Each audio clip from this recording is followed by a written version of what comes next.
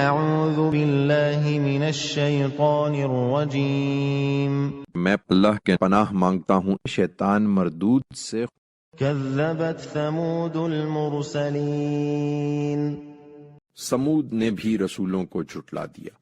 اذ قال لهم اخوهم صالح الا تتقون جب ان کے بھائی صالح نے ان سے کہا کیا تم ڈرتے نہیں ہو؟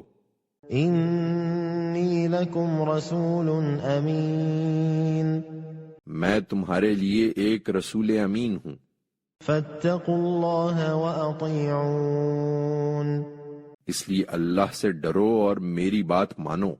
وما